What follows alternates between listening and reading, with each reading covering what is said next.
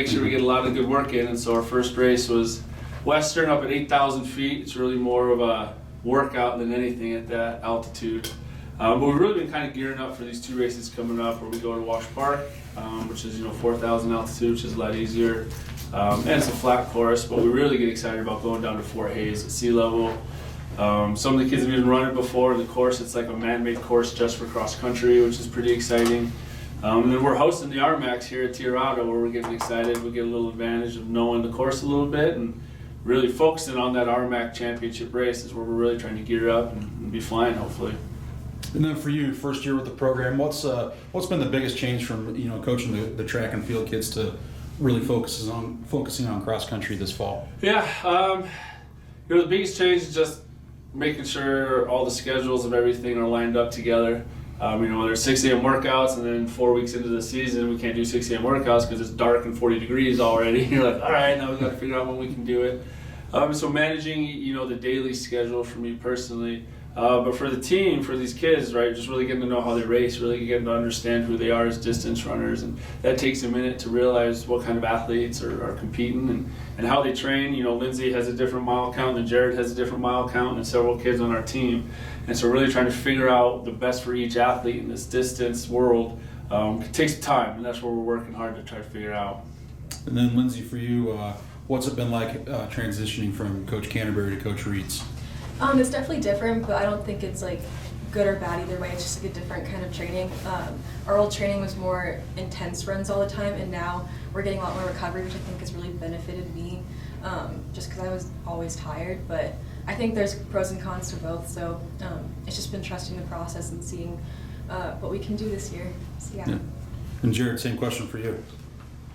Yeah, I'm used to, in high school, I'd be running mileage around 30 miles a week, which is very little for cross country. And then I come into Matt's program and we're running it was really high mileage where freshman year I went from, high school was 30 miles, and then freshman year I was up to 60, so doubling the mileage I got hurt.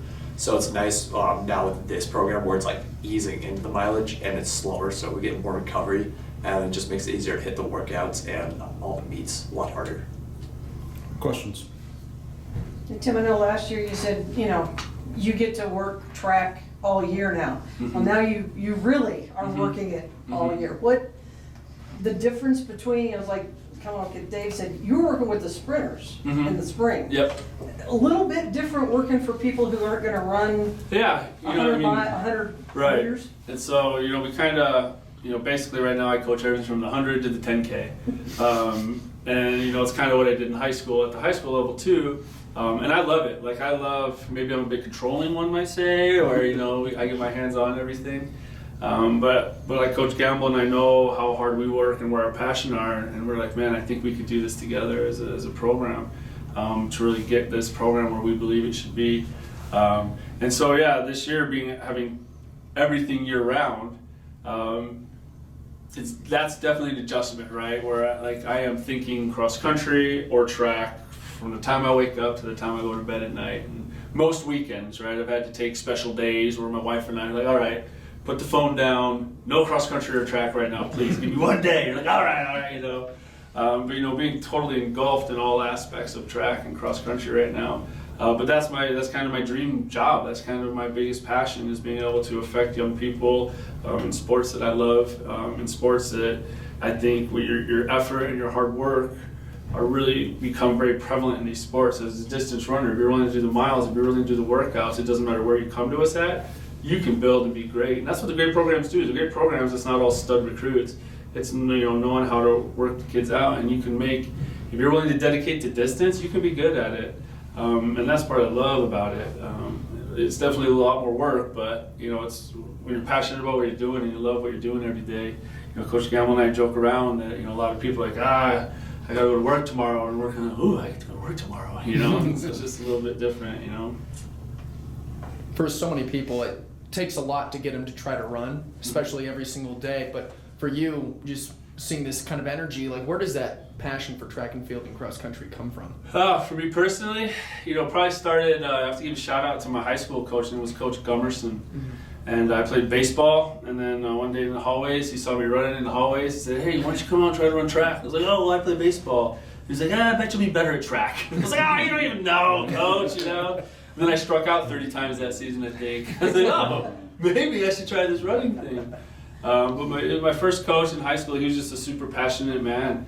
And he had that thing where he cared about, I went to a school in Chicago that had 150 kids, just guys on it. And every guy felt his touch, He was passionate about every single person.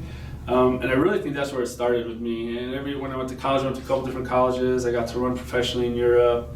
And I got to do the Olympic thing and do all these cool things. But it always came back when I always thought about where my track career started. It was in high school with my high school coach and kind of his words of wisdom. And a lot of my quotes over the years have been homages to him and things that he used to always tell us. And so I definitely think it started there. And then once I started coaching, you realize, when you have so much to give, one thing that he used to always say when I started talking to him about when I was going to maybe start coaching in high school, he said, Tim, you have so much left to give, it would be a shame for you not to share that wealth of knowledge from your career. He's like, how many people do you know that know as much about track as you do, and you have an avenue where you can share that knowledge with people and make people better, and you need to do that. And then just over the years, you just get passionate, you start building stuff, you have some success, and you're like, oh man, maybe I am good at this thing, let me do this more, let me try this more, And I've been able to work up to CMU now, and so far so good, I think, so we'll keep working hard. You two face some of the best cross-country teams in the nation seems like every meet. It's like, okay, well, Western or Adams aren't going to be here, but here comes Mines, and they're incredibly good now. What does that do to get you guys better every week? It's a little bit intimidating for sure. Sometimes when you look around, you're like, there are some national champions right there. And I'm not a national champion, but it definitely makes you want to work harder. And definitely pushes you. I'm like, okay, if I can just keep working just to get a little closer to them each race, then I know I'm doing something right. So yeah, that's what helps. Yeah. And for me, I'm kind of the same way. I'll be on the line, get ready to start the race. I'll look over to my right, and I'll just see, those people are probably gonna go to the Olympics. I can look to my left, those people are probably gonna go to the Olympics. And just knowing, as the gun goes off, it doesn't matter. We're all in the same race, and it just shows that if I'm racing with them, that I'm supposed to be here. And it's hard because you'll see them, they'll go off. But then, the last couple of years, I was kind of getting new to college running. It's been really hard, looking at them and just seeing them sprint the entire 10K. But then after Western this year, I was running with, the whole Western team went off first, and I was like, I can stay with them. So I stayed with them for the first mile, and I was like, I feel good, so I'll just keep going with them, and just knowing that at the end of the race, I'll still with them, so knowing I can still run with all those just national athletes. It was actually really impressive his first race. He hung with the whole Western team, returning national champ, and he ran with them the whole race. So we're super excited to see what Jerod does right now. And it was a mindset, really. Our conference is ridiculous. In track, to qualify for our conference championship in the 5K and 10K, you have to be a national qualifier. It's pretty nuts. And Jerod went out in our first race and ran with those guys. It was he made a mindset to me. He just decided, I'm going to do this. I'm going to see what happens, and I'm going to do this as hard as I can. So it was really impressive. We were super proud of his first effort there. It was incredible. How hard is it for track and field athletes, when you're in a race? Because normally you go in with the game plan, I want to keep this kind of pace the whole time. But what kind of triggers your mind to okay, I'm really going to push it this time around? It's hard because every race is different. There's some days where you're just not mentally ready, and that gets to you even before the race starts. But there's been races where I'll just be running with them, and I'll see a couple, we'll be running with the pack, and I'll see some kids with the pack just start dropping off, and that just gives me more motivation to go faster, just kind of make them feel like they should be behind me and just stay with that first group. It's all mental, just knowing that you just have to make 1 mile at a time. Because if you think of the whole race, you're I have this whole 6 miles, 5 or 6 miles to go. It's really hard, but you just keep it 1 mile at a time and just doing what you can in that 1 mile and pass as many kids as you can in that 1 mile.